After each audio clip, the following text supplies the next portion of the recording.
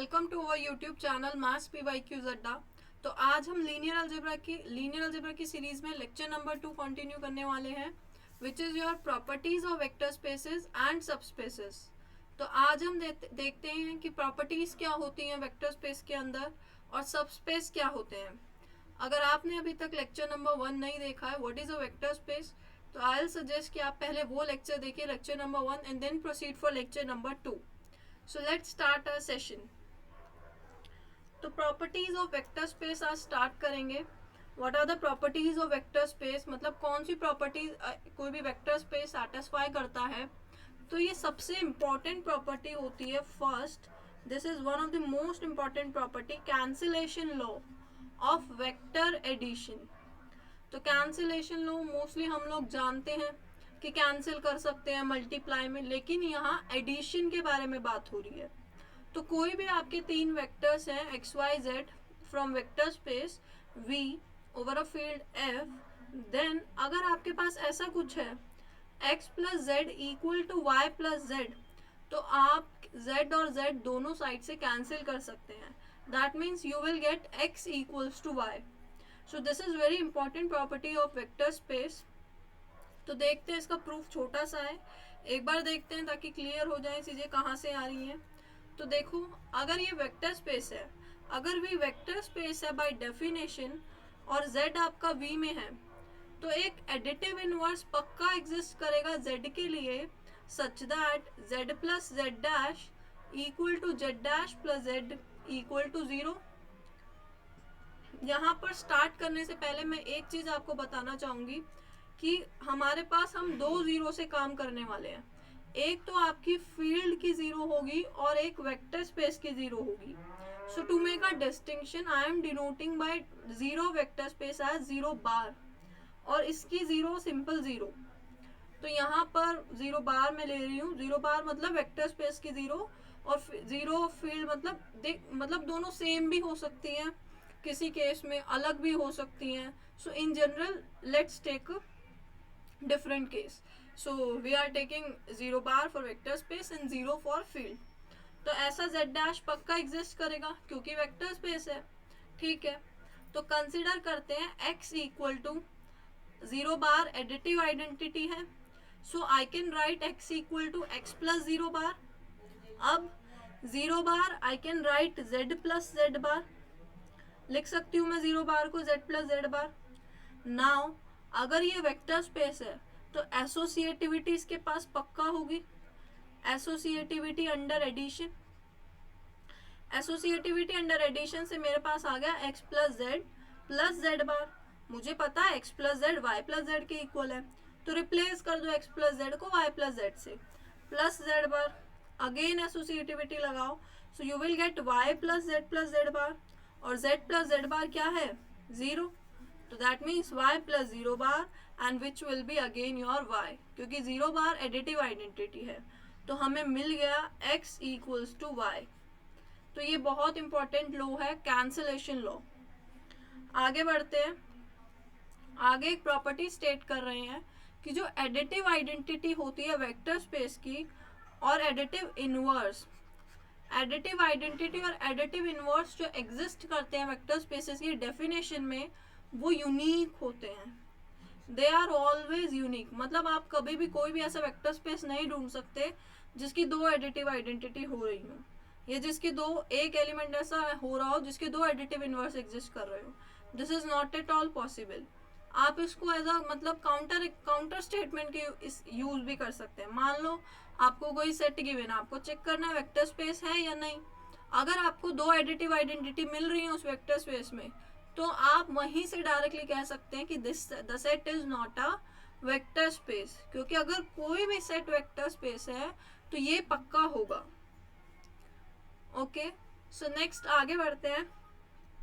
अगर late V over F be a vector space, this means V is a vector space over field F.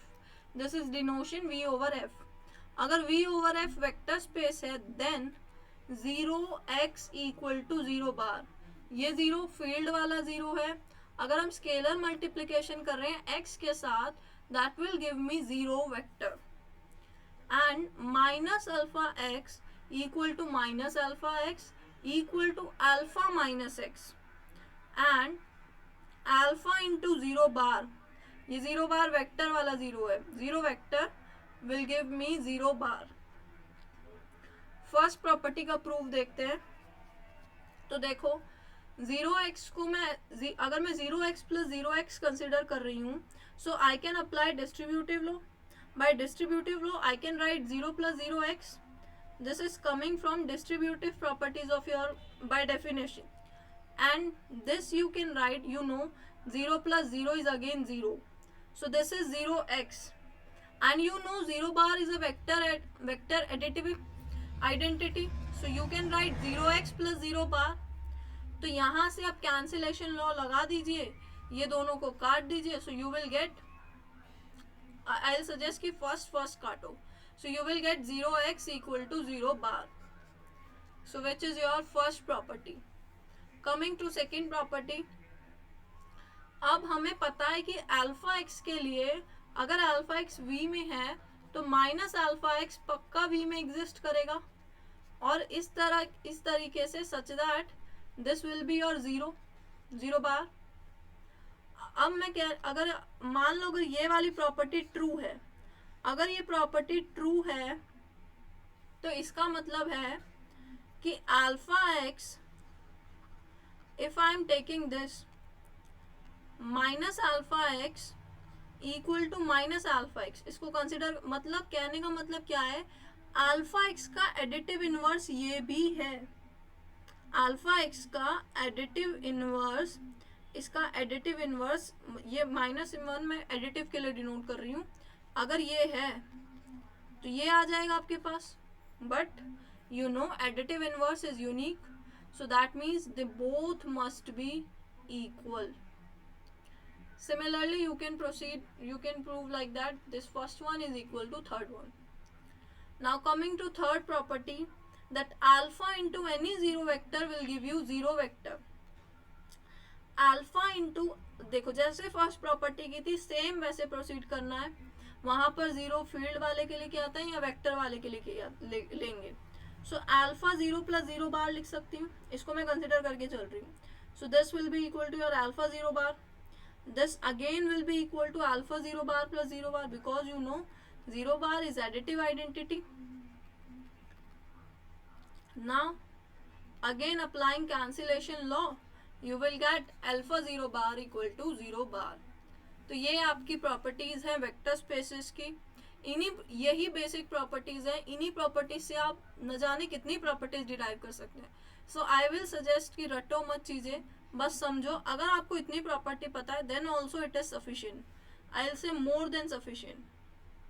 तो आगे बढ़ते हैं. सब स्पेसेस की बात हो रही थी कि देखते हैं सब स्पेस क्या होता है. अभी तक तो वेक्टर स्पेस पढ़ा था. नाउ कमिंग टू सब स्पेसेस.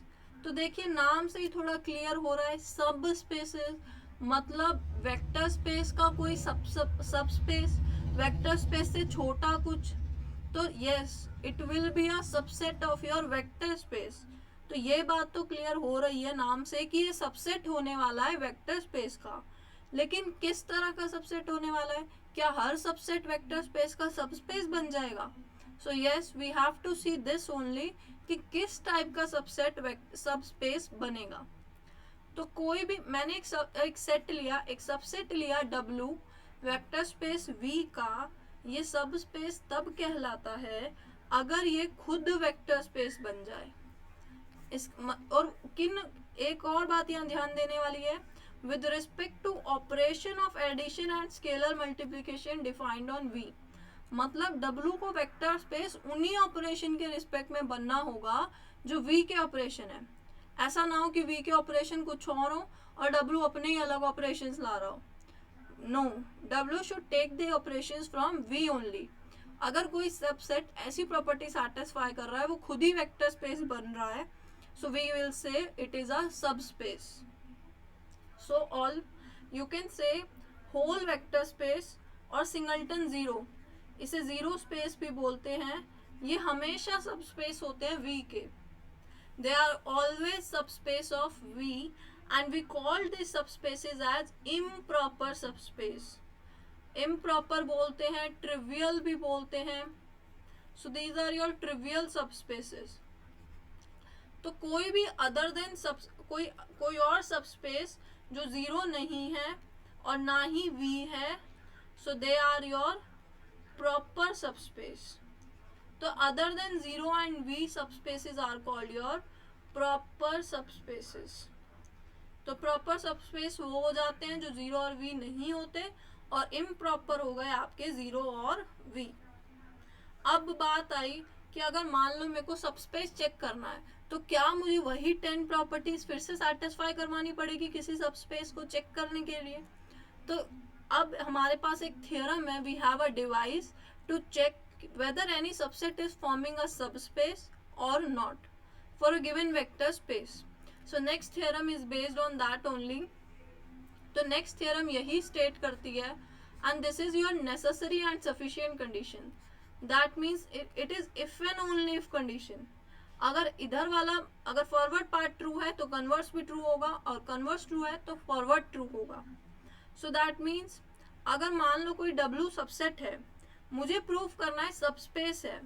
अगर कोई वो W ये सेटिस्फाई कर रहा है for all alpha beta in W, अगर वो क्लोज्ड है अंडर एडिशन और क्लोज्ड है अंडर स्केलर, तो मैं कह दूंगी वो W सबस्पेस फॉर्म कर रहा है.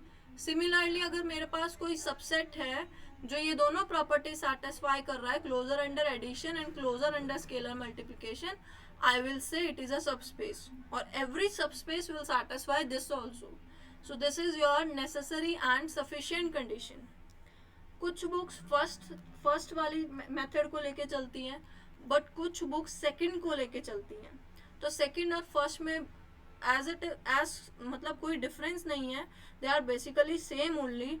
यहाँ पर दोनों सेकंड वाले मेथड में दोनों फर्स्ट वाली दोनों कंडीशंस को कंबाइन कर रखा है. यू कैन सी यहाँ पर एडिशन भी आ रहा है और स्केलर मल्टीप्लिकेशन भी आ रहा है.